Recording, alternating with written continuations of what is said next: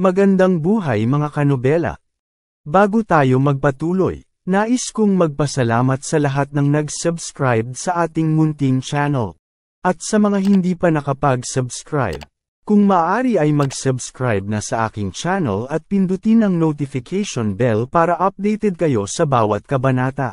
Maaari rin kayong mag-like, comment, at e-share ang ating video para malaman din ng iba nating mga kanobela.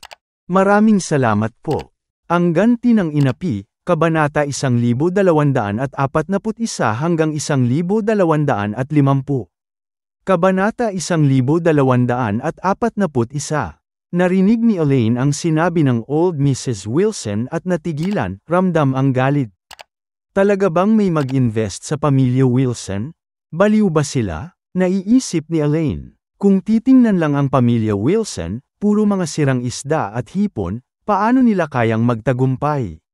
Para kay Elaine, napaka-imposible na makabangon ang Wilson Group. Kung titingnan mo ang pamilya mo, kahit magbukas pa ang Wilson Group, malamang ilang araw lang. Bankrupt na, wala kayong magagawa. Lalo na si Harold, baka pati ang buong pamilya nyo sunugin pa, sabi ni Elaine nang may matinding pang-iinsulto. Ang mga salita ni Elaine ay tumama sa sakit ng old Mrs. Wilson. Bagamat may investment na galing kay Reginald, hindi ibig sabihin na magiging madali na ang lahat para sa pamilya Wilson.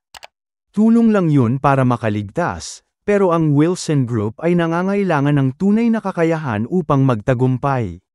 Wala silang mga capable na tao sa pamilya. Si Noah ay walang kakayahan, si Harold isang walang silbing tao, magaling lang sa pagkain ng yaman ng pamilya. Wala silang magagawa kundi palaging mag-fail. Si Wendy naman, matapos mag-graduate mula sa isang hindi kilalang universidad, ay walang ibang ginawa kundi magpalipas oras. Sa lahat ng ito, wala siyang maaasahan sa pamilya. Si Claire lang, na matagal niyang hindi binigyan ng pansin, ang tanging may kakayahan. Kaya naman pinipilit ng old Mrs. Wilson na gawing alay siya. Kung willing si Claire na bumalik sa Wilson Group, magiging director siya, at siya ang magiging dahilan ng muling tagumpay ng kanilang kumpanya. Inisip ng old Mrs. Wilson na maganda ang sitwasyon ni Claire sa ngayon. Kahit maliit ang studio nito, marami itong orders mula sa mga malalaking kumpanya tulad ng Emgrand Group, Song Family, White Family, at Shin Family. Kung makumbinse niya si Elaine na ibalik si Claire sa Wilson Group, tiyak makikinabang sila. Bumuntong hininga si old Mrs. Wilson, sinubukan niyang pigilan ang kanyang galit at sinabi kay Elaine. Elaine, bakit hindi natin tapusin ang mga alitan? Wala naman tayong malalim na galit. Paano kung magtulungan tayo? Ano sa tingin mo? Agad na sumagot si Elaine, huwag mo akong gawing tanga. Wala tayong malalim na alitan. Nakalimutan mo ba, kung paano nabali ang mga paa ko dahil sa'yo? Maghintay ka, darating ang araw na babaliin ko ang mga paa mo. Pinatigil siya ng old Mrs. Wilson, at itinutok ang daliri sa bagong Bentley Continental. Elaine, kung babalik ang pamilya mo sa amin, bibili ako ng kaparehong Bentley para sa inyo. Ano sa tingin mo? Kabanata 1242. Sa mata ng old Mrs. Wilson, si Elaine ay pinakamahilig sa pagpapakita at paghahanap ng mga benepisyo. Kung talagang bibigyan siya ng Bentley, tiyak na pipilitin niyang kumbinsihin si Claire na bumalik sa pamilya. Pero hindi niya alam ang isang aspeto ng personalidad ni Elaine, ang pagkakaroon ng matinding galit. Bagamat mahilig si Elaine sa mga benepisyo, hindi niya nakakalimutan ang mga pagkakasala laban sa kanya, at ang galit niya ay matindi. Noong nakaraan, si Mrs. Wilson at si Gina ang nagdala sa kanya sa isang detention center. At tinarantado siya. Hindi lang siya pinahirapan ng labis, kundi tinamaan din ang kanyang binti. Dahil dito, naiwang malalim ang galit ni Elaine sa old Mrs. Wilson. Kaya kahit paibigay ng old Mrs. Wilson ang Bentley sa kanya, hindi nito kayang alisin ang galit ni Elaine. Alam ni Elaine na hindi siya pwedeng makipag-away kay Charlie, dahil baka nga siya pa ang matanggal sa villa na ito. Ngayon na halos gusto ng asawa niyang mag-divorce, at walang ibang pwedeng tumulong sa kanya, kailangan niyang mag-ingat. Ayaw niyang magalit si Charlie sa kanya. Gayun din, alam ni Elaine kung gaano kasama ang puso ng old Mrs. Wilson, at mas alam pa ni Elaine na kung magpapadala siya ngayon, baka siya na naman ang maloko. Kaya nagdesisyon na siya na hindi na magpapaloko ulit sa matandang babae. Tinaasan niya ng kilay at may pang-iinsultong sinabi, "Hala, nakalimutan mo na ba, na sinabi mo, na ang Bentley mo ay pangit, at hindi kasing halaga ng sasakyan ng son-in-law ko? Paano ko titingnan yang basura na yan? Baka ikaw lang, dahil hindi mo naman naranasan ang mga tunay na mamahaling bagay, at nagpapanggap kayong mayaman." Agad na sumingit si Harold. "Elaine, hindi mo alam kung anong pagkakataon ang ibinibigay sa iyo ng lola. Binibigyan ka ng pagkakataon na mag-sorry, pero hindi mo tinanggap. Puro kabobohan ka pa. Pag na-miss mo pa ito, wala ka ng rason para magtangkang bumalik." Ngunit ngumiti si Elaine at sumagot, "Pwes, hayaan mong ipakita ko sa inyo kung ano ang tunay na luxury car." Habang sinasabi ito, kinuha ni Elaine ang remote control ng main gate, at pinindot ang button para buksan ang pinto. Sa mga villas ng Thompson, may remote electric gates na pinapadali ang pagpasok at paglabas ng may-ari, nang hindi kinakailangan bumaba ng sasakyan. Habang nagbubukas ang gate, dalawang supercar na may mga malabis na itsura, ang unti-unting lumitaw sa harap ng mga mata ng mga tao. Naroon si Charlie, nakaupo sa isang Aston Martin, at kani-kanina lang ay ipinaliwanag niya kay Claire ang mga detalye ng supercar. Habang inaalala ni Charlie ang mga detalye ng sasakyan, pinindot niya ang red button, at tumunog ang malalakas na makina ng 7.3-liter na V12, na parang 12 mabagsik na hayop na umuungal. Ang lakas ng tunog ng engine ay nagpagulat sa lahat sa labas ng gate. Pagtingin nila sa harap, nakita nilang papalapit ang supercar na may matinding itsura, unti-unting lumalapit sa bukas na gate. Kabanata 1243. Habang si Charlie ay nais sanang dalhin ang asawa niyang si Claire para maglakad-lakad. Hindi niya inaasahan na ang remote control ng gate ay biglang gumana at ang pinto ay kusang bumukas. Hindi niya alam na ito ay dahil kay Elaine, at nagtataka siya nang makita ang isang itim na kotse na nakaparada sa harap ng bahay, at may isang matandang babae na nakatayo sa tabi ng kotse. Pagtingin nila, napansin ni Claire na ang matandang babae ay ang kanyang lola. Gulat na gulat si Claire. At hindi niya alam kung bakit naroroon ang kanyang lola sa harap ng kanilang bahay. Si Charlie naman ay napansin na ang kotse ng matandang babae ay isang Bentley Continental. Hindi siya makapaniwala at nagtataka kung paano kaya nakabili ang pamilya Wilson ng ganoong mamahaling kotse. Baka ito ba ay mula kay Reginald? Tanong ni Charlie sa sarili. Talaga namang nagmamagaling si Reginald. Ang laking halaga niya sa pagpapalakas ng Wilson family. Samantala, si Harold, na nakaupo sa loob ng kotse, ay nakita ang isang Aston Martin na palabas mula sa garahe ng villa ni Charlie, at nagulat nang makita ito. Ilang segundo lang, nagsalita si Harold ng may galit at sinabi, "Damn, si Charlie, ang bastardo, paano kaya siya nakakapag-drive ng Aston Martin? Saan siya nakakakuha ng 3 milyon o higit pa? Hindi naman mas maganda yan kaysa sa Bentley namin." Si Wendy, na noong mga panahong kasama pa niya si Gerald, ang anak ng pamilyang White, ay pamilyar sa mga supercar, kaya agad niyang nakilala ang kotse. "Kuya, hindi basta-basta ang Aston Martin na yan ay ang pinakamahal na Aston Martin 177, at umaabot pa sa tens of millions," sabay pakita kay Harold. Nagulat si Harold at nagsalita ng hindi makapaniwala. "Ano? Sabi mo, Aston Martin 177 yan?" Tanong niya na parang tinamaan ng kidlat.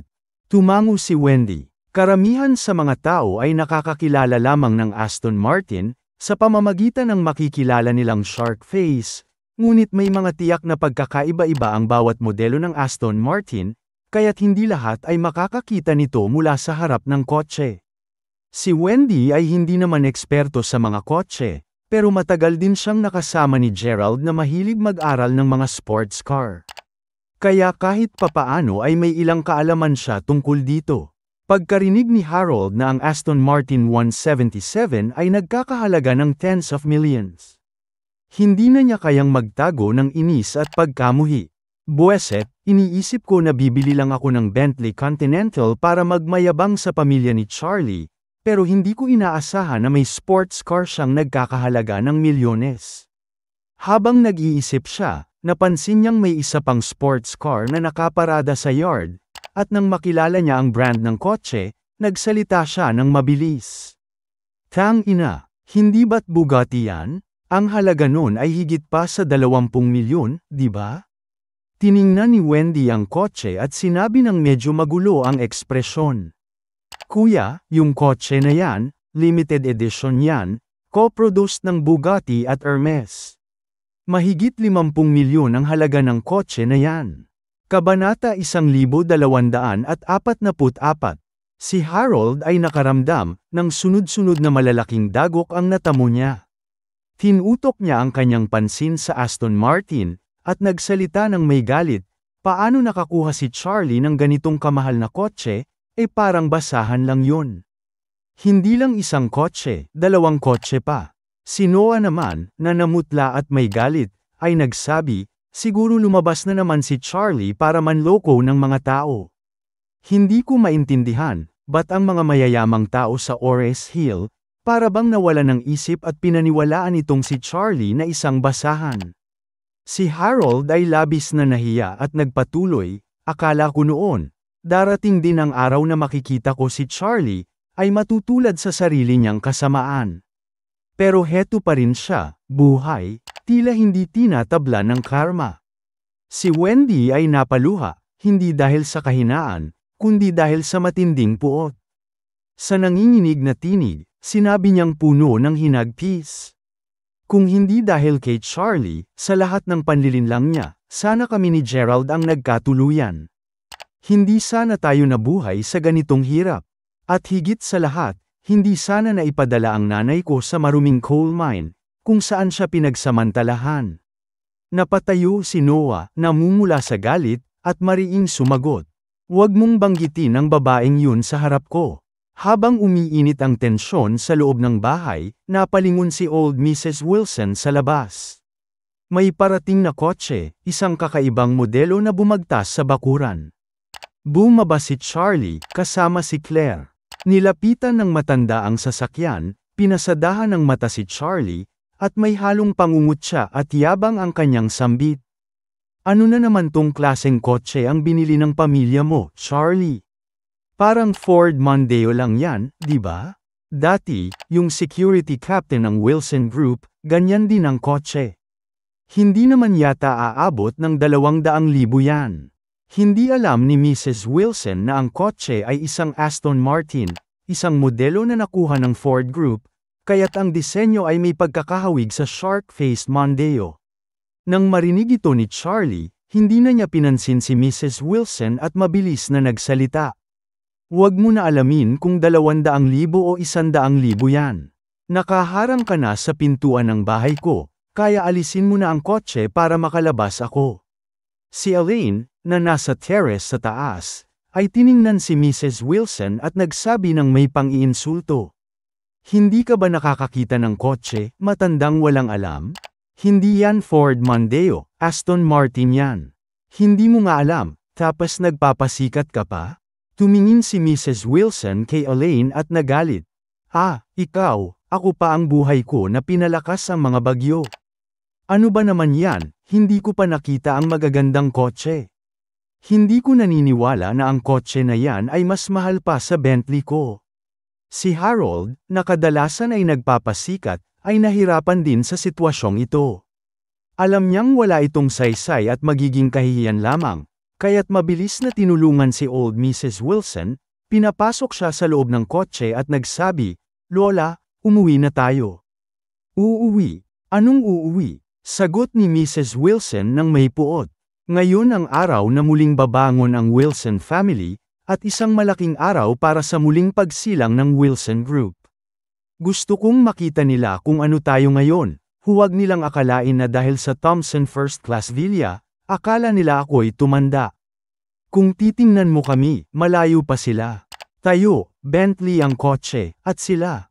Hindi nga kayang magbukas ng BMW, tapos maliit pa ang kotse, walang kwenta. Si Harold, na nahihirapan, ay nagmamadali at sinabi, Lola, mas mahal pa yung kotse ni Charlie kaysa sa atin. Super sports car yan, tens of millions ang halaga. Ano? Biglang nag-shiver si Mrs. Wilson at napasabi. Ang kotse na yan, maliit lang, tens of millions. Gawa ba yan sa ginto? Nahiya si Harold at habang pinapasok si Mrs. Wilson sa loob ng kotse, sinabi niya. Hindi lang yan, pati yung isang kotse na nakaparada sa yard, tens of millions din yan. Lahat-lahat, umaabot na sa halos 100 milyon ang halaga ng mga kotse nila.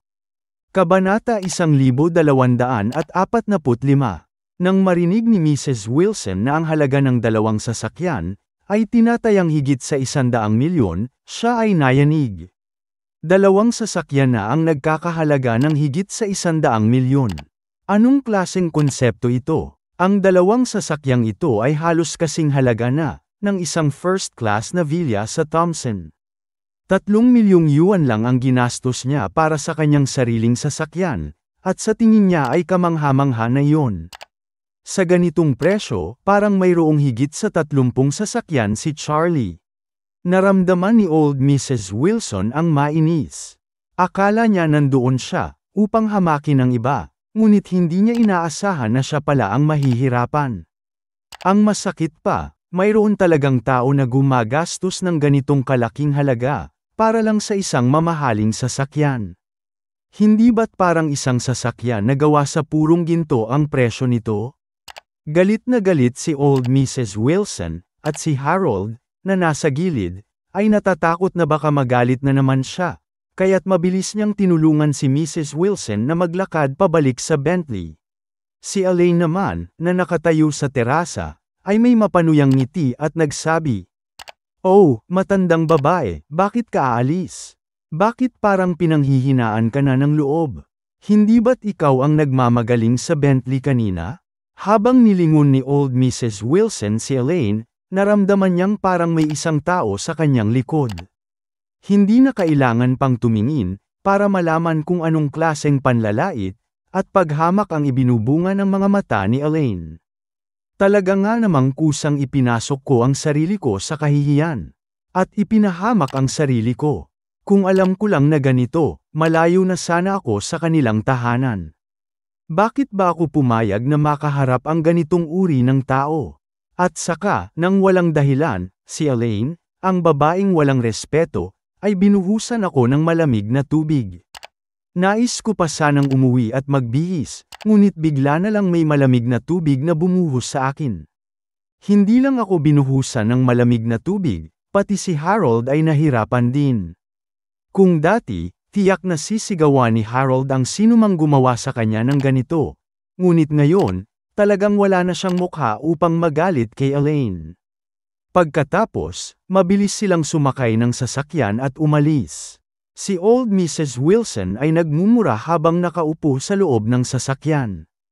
Si Noah sa passenger seat ay tinanong din siya, talaga namang nakakainis si Elaine. Laging ginagamit laban sa atin ang nangyaring kay Horia. Hindi ko alam kung paano pa siya maghahanap ng ibang paraan para mang-insulto sa atin. Si old Mrs. Wilson ay medyo nalulungkot din.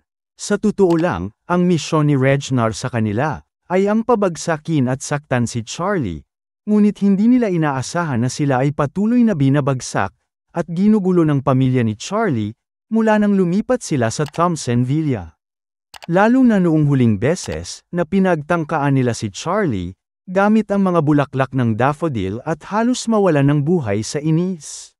Si Wendy sa tabi ni Mrs. Wilson ay hindi napigilan at napabuntong hininga. Lola, kung palagi na lang tayong talo sa harap ng pamilya ni Charlie, baka mawala ng tiwala sa atin si Mr. Wu at paalisan tayo.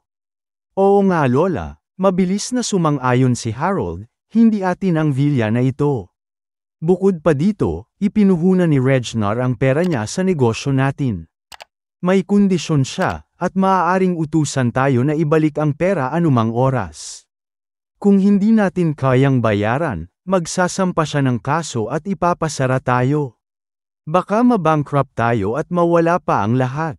Tumango si Mrs. Wilson, seryosong-seryoso. Alam niyang tama ang sinabi ng mga apo niya. Kung hindi siya makakatulong sa mga alalahanin ni Reginald, baka talikuran na sila nito. Nang maisip ito, kinagat niya ang kanyang mga lobby at sinabi, kailangan pa rin natin maghanap ng paraan, para mabilis na mapabagsak ang espiritu ni Charlie. Tanong ni Noah, Ma'am, may maganda ka bang plano? Kabanata 1246. Iniling ni Old Mrs. Wilson ang kanyang ulo. Sa sitwasyong ito, talagang wala siyang maisip na magandang paraan.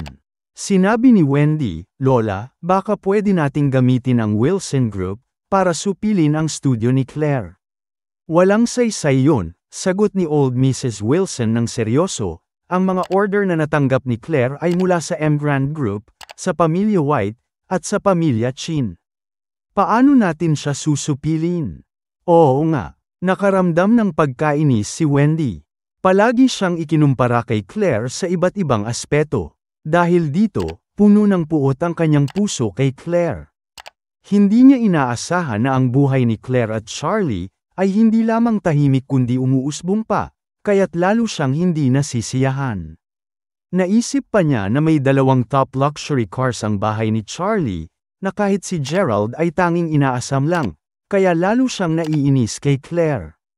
Bakit siya nakakapamuhay ng ganito kaganda? At siya, ngayon ay isang kabit na lang sa tanyag na kalsada ng Ores Hill.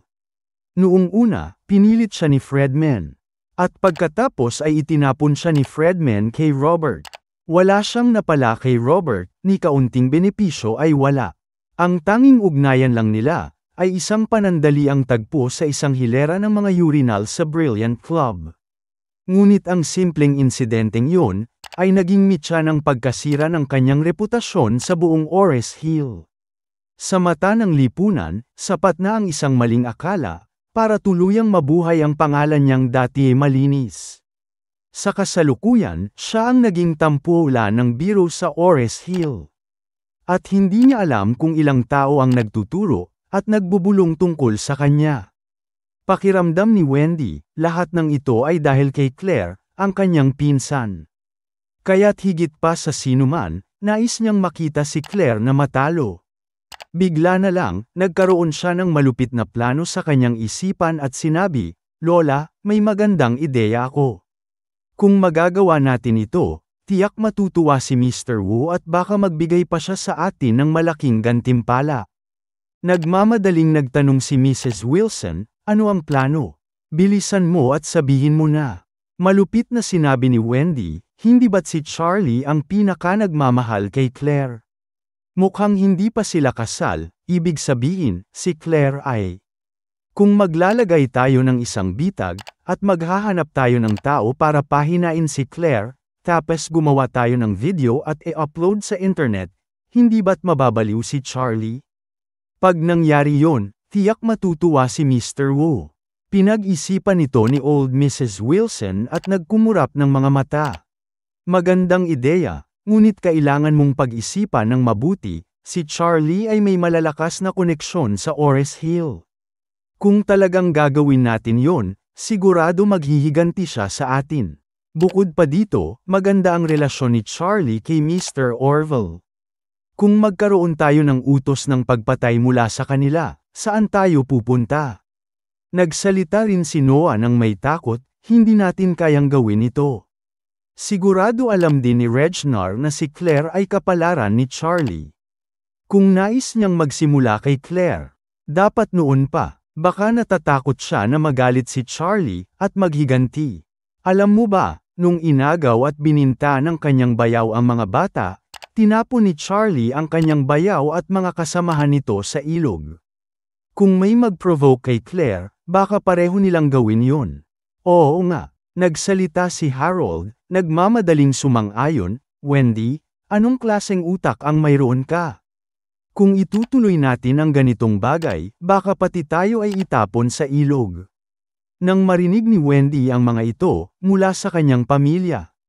Natakot na siya, masama ang loob niya kay Claire kanina, kaya't gusto niyang wasakin ito. Ngunit ang pagmumuni-muni sa malupit na mga paraan ni Charlie, ay nagpapalamig ng kanyang katawan.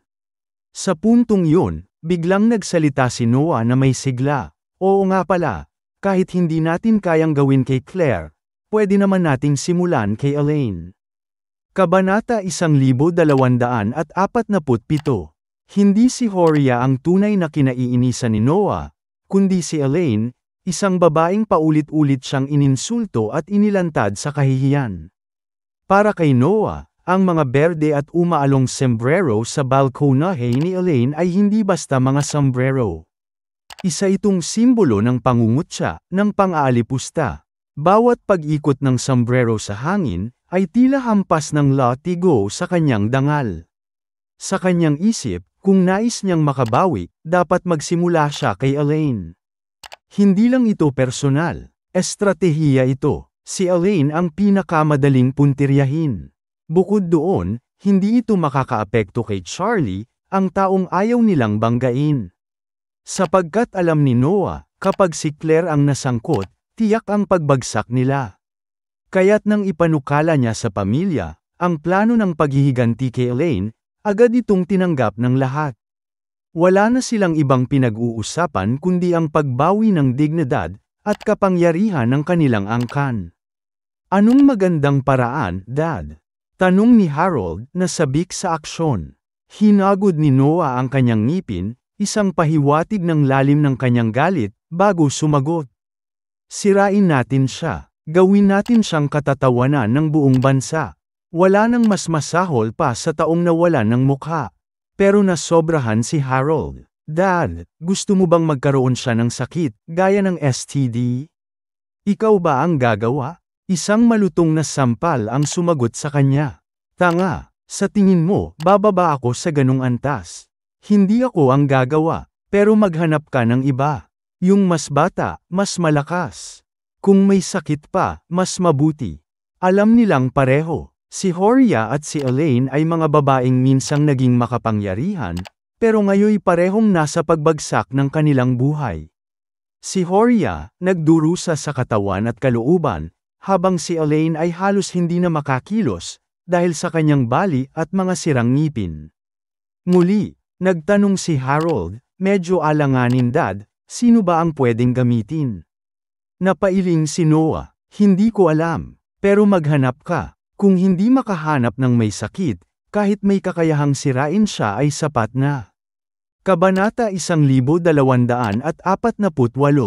Kinabukasan, ikinasal ang isa sa mga kaklase ni Claire mula sa high school. Maaga pa lang ay bumiyahe na ang mag-asawa sakay ng kanilang mga supercar, mula sa Thompson hanggang Wu County, isang suburban area sa layong humigit kumulang 60 kilometro, mula sa sentro ng Ores Hill. Sa kabutihang palad, may diretso at maayos na daan sa pamamagitan ng highway, kaya't naging magaan ang biyahe. Ang tahanan ng kaklase ni Claire ay matatagpuan sa isang lumang komunidad sa Wu County. Nang sinundan nila ang direksyon mula sa navigation app, at narating ang lugar, agad nilang napansin ang itsura ng kapaligiran, tila ba naiwan ito ng panahon. Ang mga gusali ay tila mga 20 hanggang 30 taon na ang tanda. Lahat ay mabababang estruktura, walang lalampas sa 6 na palapag. Masisikip ang pagitan ng mga bahay, at ang mga dingding ay kupas na ang mga pintura, lumilitaw na ang kulay abong semento sa ilalim. Ang pasukan sa komunidad ay masikip, halos hindi kasya ang malalaking sasakyan. May mga matataas na hump sa kalsada, at baradong espasyo sa paligid, mga basurahan, tricycle, bisikleta, motorsiklo, at sirang sasakyan ang nagsisiksikan sa gilid ng daan. Nang makita ni Charlie ang pasukan, agad siyang nag-alala para sa kanyang sasakyan. Tinawagan niya si Claire sa kabilang kotse. Asawa ko, sabi ni Charlie, mukhang hindi kakayanin ng sports car natin ang daan dito. Masyadong mababa ang chassis, baka magasgas o masira pa. Mas mabuti siguro kung eparada na lang natin sa labas. At maglakad papasok. Sumang-ayon si Claire, sige, huminto ka na muna dyan. Susunod ako. Maayos na ipinarada ni Charlie ang kanyang Bugatti sa gilid ng daan. Ilang sandali lang, sumunod si Claire at huminto rin. Pagbaba nila ng sasakyan, agad silang napansin ng mga residente. Sa isang lugar na bihirang madaanan ng mamahaling sasakyan, naging sentro ng atensyon ang dalawang magarang kotse. Maraming tao ang napahinto, naglabas ng cellphone, at kumuha ng mga larawan. Sa pagitan ng mata ng mga usisero at mga tanong na hindi binibigkas, tahimik na naglakad sina Charlie at Claire papasok sa loob ng komunidad, dala ang presensya ng karangyaan sa gitna ng karaniwang pamumuhay. Ayaw ni Charlie na maging sentro ng atensyon, kaya't marahan niyang hinila si Claire papasok sa komunidad. Swerte na maaga silang dumating, alas 7:40 pa lang ng umaga, kaya't kakaunti pa lang ang mga tao. Kung hindi, tiyak na napalibutan na sila ng mga usisero dala ng kanilang mamahaling sasakyan. Habang naglalakad, hindi na iwasan ni Claire na magsalita. Nabisita ko na ang bahay nila noon, high school pa tayo. Nakakagulat na sa loob ng maraming taon, ganito pa rin ang kalagayan nila. Tumingin si Charlie sa lumang gusali, nagtaas ng kilay at nagtanong, hindi siguro kalakihan ang bahay nila. 2-bedroom lang yun, sagot ni Claire, mga 60 square meters lang ang sukat. 4 silang nakatira doon. Usisa ni Charlie, may nakababatang kapatid siya, di ba? Paano sila nagkasya? Tumango si Claire. Oo, magkakapatid silang magkasama sa isang kwarto mula pagkabata. Pero noong nagtapos na siya ng kolehiyo at lumaki na ang kapatid niyang lalaki, hindi na sila pwedeng magsama pa. Kaya't lumuwas siya ng Ores Hill para maghanap ng trabaho at nangupahan na lang. Nagbuntong hininga si Claire, kita sa mukha ang simpatsya. Ngayon, ikakasal na siya. Ayon sa tradisyon, kailangan niyang magpakasal mula sa bahay ng magulang. Kaya't kagabi pa lang, bumalik na siya rito at dito maghihintay hanggang sa simula ng kasal ngayong umaga. Tiningnan ni Charlie ang paligid, naglalakad habang obserbanteng nagsalita. Alam mo, kapag may kasal sa mga komunidad, karaniwan may rainbow gate sa labas, may mga palamuting pula, o kahit streamer na may nakasulat na, kaligayahan sa pag-iisang dibdib. Pero dito, parang walang kahit anong palatandaan. Kung hindi mo sinabi, di ko malalaman na may kasal pala ngayon. Malungkot ang tugon ni Claire. Ayaw ng pamilya ng nanay niya sa kasal. Una, hindi sila binigyan ng bride price. Pangalawa, buntis siya, kaya't galit na galit ang pamilya niya. Ni hindi sila pupunta sa kasal. Pati ang kapatid niya, hindi rin darating. Magpapakasal siyang mag-isa. Napailing si Charlie, may halong inis sa tinig. Ang bigat naman yan. Anak nila yun. Paano nila nagagawang talikuran siya sa ganoong panahon? Kahit pa may tampo sila, di ba't dapat naroon pa rin sila? Masakit talaga, sagot ni Claire. Matagal nang sinabi ng mga magulang niya, na kahit sinong mapang-asawa niya, basta't may 300,000 na bride price papayag sila. Gagamitin daw nila para bumili ng bahay para sa kapatid niya. Pero pinili niyang sundin ang puso niya. Tinanggap ang lalaki kahit walang naibigay na bride price. Kaya tuluyang tumalikod sa kanya ang pamilya. Kung hindi pa tayo narito, baka magpakasal siya ng walang kahit sinong kasama. Kabanata 1249. Nang marinig ito, hindi napigil ang magtanong ni Charlie kay Claire, may bahid ng pagkabigla sa tinig. Ano, magpapakasal siya ngayon? Hindi ba't sinabi niya sa'yo, kaklase mo siya? Tumango si Claire. Oo, gusto niya kasi ng konting tulong. Alam niyang hindi niya kakayanin mag-isa.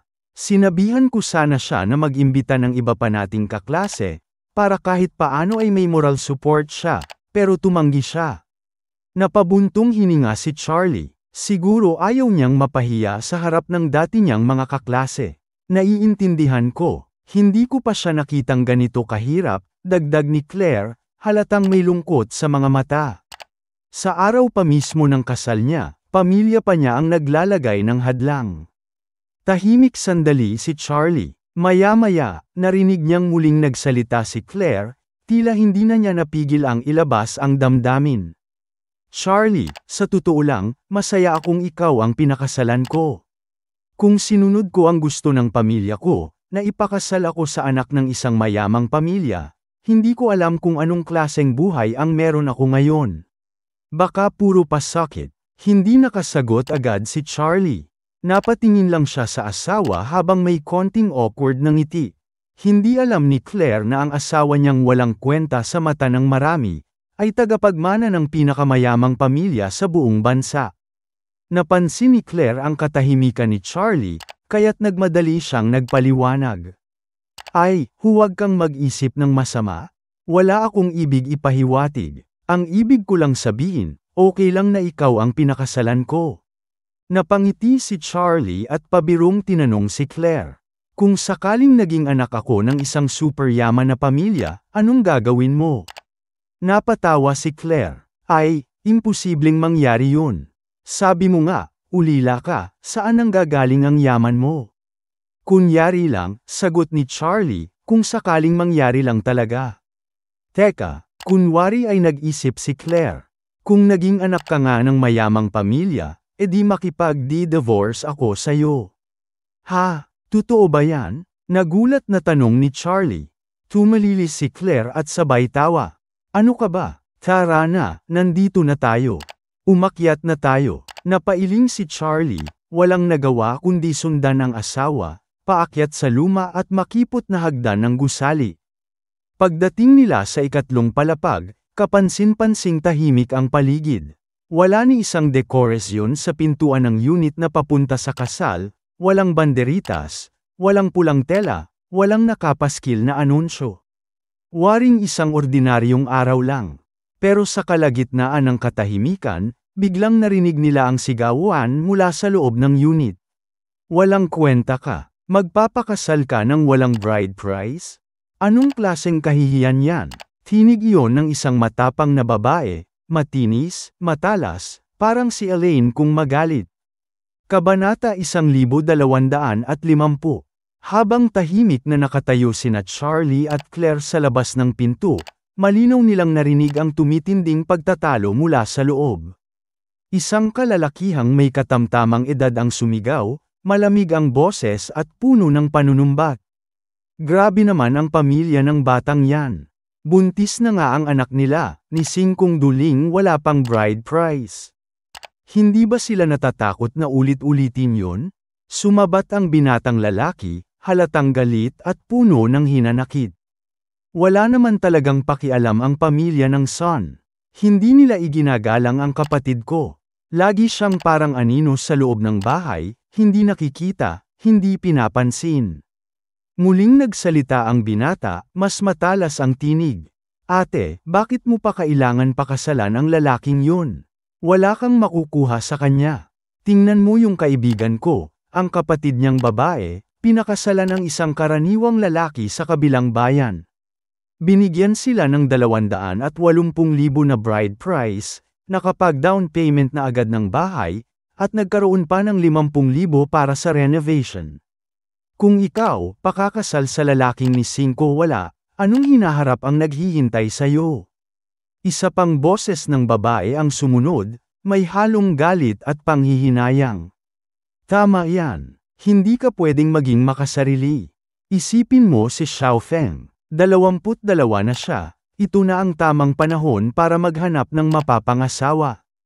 Pero wala siyang bahay, at pag ikaw ang inuna, paano siya? Isang mahina, malungkot na boses ng babae ang sumagot, halos pabulong.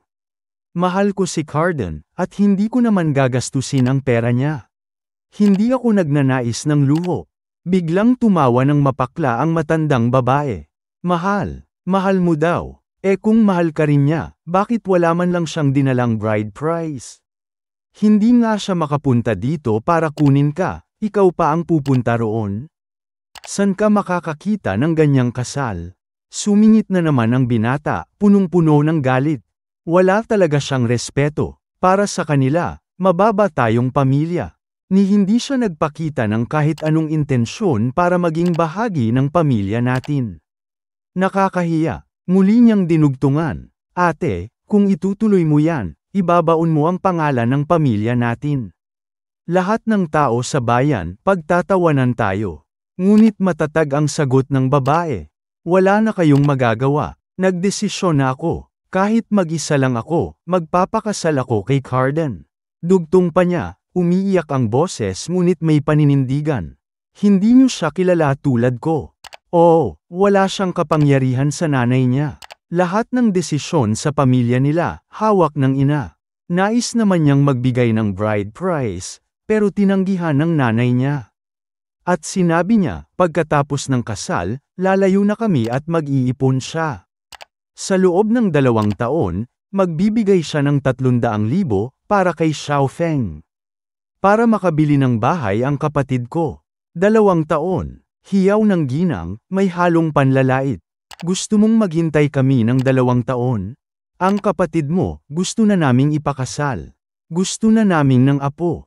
Pero dahil sa'yo, maghihintay kami. At sinong nagsabing totoo ang mga sinasabi niya? Patuloy ng babae, galit na galit. Paano kung hindi niya tuparin yun? Kapag may anak ka na, kasal ka na, paano na ang plano natin para sa bahay ni Xiaofeng? Mariing sagot ng babae, Mom, ilang taon ko na siyang kasama. Alam ko kung anong klaseng tao si Carden. Pangako niya yun, at paniniwalaan ko siya. Ngunit mas lalong tumindi ang galit ng matandang babae. Wala akong pakialam. Hindi ka namin papayagan. Kung mahal mo ang pamilya mo, ipa-abort mo ang bata, iwanan mo siya. Pero kung lalabas ka ng bahay na ito ngayon, tapos na tayo. Wala ka ng pamilyang babalikan. Matigas ding sabi ng ama. Narinig mo ang nanay mo. Ang desisyon niya, desisyon ng pamilya. Umalis ka ngayon, sarili mo na lang ang aasahan mo. Sa puntong yon, napahagulgol ang babae. Mom, Dad, Xiaofeng, pati ba ang batang nasa tiyan ko, ayaw niyong mahalin? Kung hindi niyo ako mahal, wala man lang kayong malasakit sa anak ko? Sagot ni Xiaofeng, malamig at mapanliit. Ate, 2 buwan ka palang buntis. Ano bang bata ang sinasabi mo? Fertilized egg pa lang yun. Sa labas ng pinto, napabuntong hininga si Claire, halatang apektado. Charlie, siya yung kaklase kong babae. Ang sakit palang marinig ito ng harap-harapan. Tumango si Charlie, seryoso ang ekspresyon. Narinig ko, gusto lang ng pamilya niya ang bride price, para makabili ng bahay para sa kapatid. Sa totoo lang, parang ginawang puhunan ang kapatid niya, parang investment, hindi anak.